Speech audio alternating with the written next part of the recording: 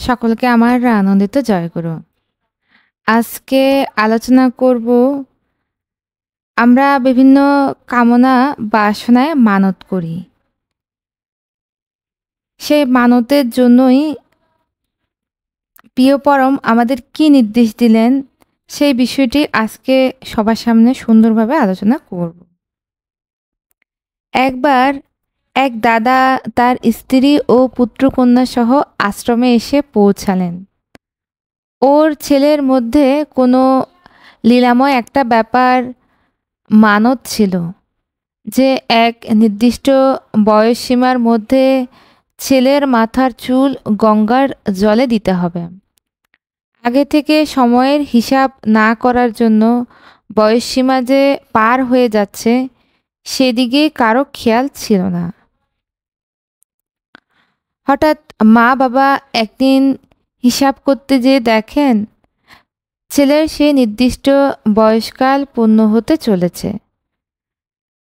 তাদের ভয় হলো মানত ভঙ্গ হলে ছেলের অমঙ্গল হতে পারে, অথচ সময়ও খুব সংক্ষিপ্ত।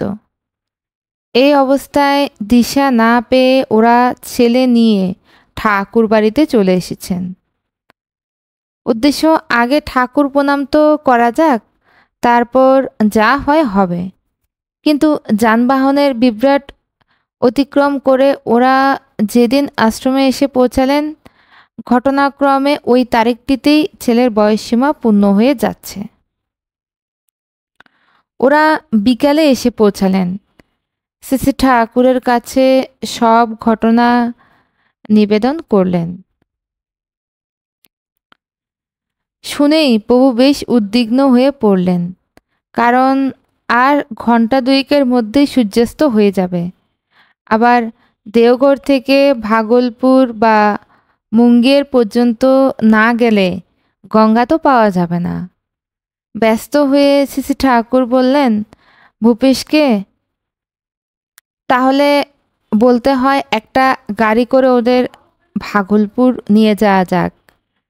ভূপেশদা দত্ত, তিনি হলেন আশ্রমের মোটর গ্যারেজের তত্ত্বাবধায়ক। মোটর গাড়িগুলোর দেখাশোনাই তিনি করেন। সেজন্য গাড়ি নিয়ে ভাগলপুর যাওয়া প্রসঙ্গে শ্রী ঠাকুর ভূপেশদার নামই উল্লেখ করলেন। এখানে আরেকটি জিনিস লক্ষণীয়, অতি সাধারণ এক ভক্তের জন্য শ্রী ঠাকুরের কি চিন্তা। যে কামনা নিয়ে সে এসেছে তা যাতে পরিপূরিত হয় তার জন্য তার কতখানি যত্ন। সে যাতে যথাসময়ে ভাগলপুর পৌঁছে তার ব্যক্তিগত কামনা পূর্ণ করতে পারে, সেই জন্যই তিনি তার নিজের গাড়ি, পেট্রোল, ড্রাইভার সবই দিচ্ছেন। শ্রী ঠাকুরের এতখানি তৎপরতা দেখে ওই দাদাটি অভিভূত। সে এতটাও আশা করেননি। যে ভাব নিয়ে লোকটি ঠাকুর বাড়ি এসেছে প্রভু সেই ভাবটি ভাঙছেন না। এর অন্তর্নিহিত দর্শনটি হলো মানুষটির অভিভূতি আছে ওই মানত পূর্ণ করার ব্যাপারে, কিন্তু তা থাকলেও ওই সঙ্গে ইষ্টগুরুর উপর নেশা আছে।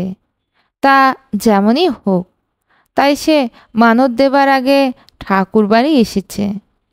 এখন মনস্তত্ত্ব অনুসারে ওই মানত পূর্ণ করতে যে তাকে সাহায্য করবে আপনা থেকেই সে তার দিকে আকৃষ্ট হবে। এই কাজ যদি তার ইষ্টগুরুর দ্বারা সাধিত হয় তাহলে তাকেই সে আরও বেশি ভালোবাসবে।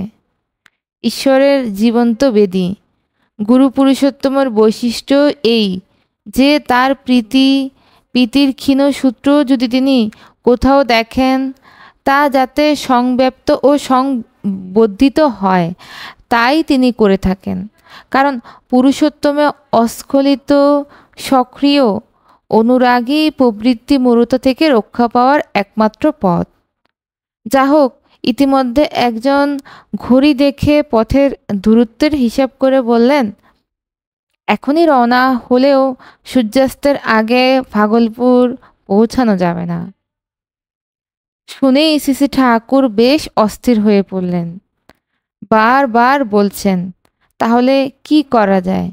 তাহলে কি ওর কাজ হবে না?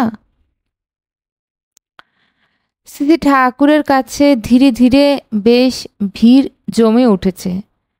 সকলেই জানতে উৎসুক ব্যাপারটা কোন দিকে কিভাবে গড়ায় এবং এর সমাধানই বা কী হয়। ভিড়ের মধ্যে পণ্ডিত মশাইও গিরিশচন্দ্র কাব্যতীর্থ দাঁড়িয়েছিলেন। শ্রী ঠাকুর ব্যাকুলভাবে জিজ্ঞাসা করলেন, কি হবে পণ্ডিত মশাই? শ্রী ঠাকুরের উৎকণ্ঠা দেখছি, কিন্তু তার নিরসন কিভাবে হতে পারে কিছুই বুঝতে পারছি না। অথচ তার স্বাস্থ্যের ব্যবস্থা না করতে পারলে ভালোও লাগছে না। কি করা যায়?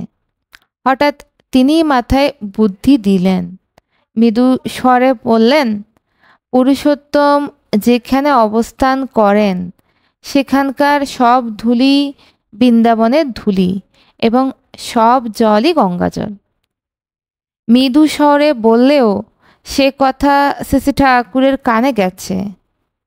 তিনিও যেন একরকম একটা কথার জন্য অপেক্ষা করছিলেন।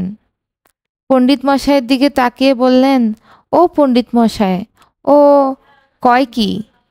পণ্ডিত মশাই আমাকে জিজ্ঞাসা করলেন, কি বলছো? আমি উপরুক্ত কথারই পুনরাবৃত্তি করলাম। শুনে পণ্ডিত মশাইও নির্দ্বিধায় বললেন, তাই ঠিক। তখন শ্রী ঠাকুর বললেন, তাহলে তো দারোয়ায় চুল দিয়ে আসলেই হয়। পণ্ডিত মশাই বললেন, হ্যাঁ তাই ঠিক। ওই দাদার দিকে তাকিয়ে মাথার এক ঝাঁকি দিয়ে শ্রী ঠাকুর বললেন, তাহলে যা, কাম সেরে ফেলা। দাদাটিও নিশ্চিন্ত মনে প্রণাম করে সবাইকে নিয়ে আশ্রমের পশ্চিম দিকে দারোয়া নদীতে গেলেন। চুল কাটার জন্য যে নাপিত যাবে তাকে ডাকিয়ে সঙ্গে যেতে বলা হলো। এটি ছোট্ট ঘটনা, কিন্তু এর মধ্য দিয়ে জানা যায় শ্রী ঠাকুর আমাদের কাছে কি প্রত্যাশা করেছেন। পুরুষোত্তম নিজের মুখে বলতে পারেন না যে তিনিই পুরুষোত্তম।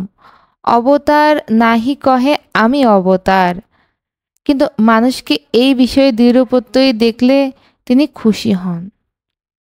সকলকে আমার আনন্দিত জয়গুরু।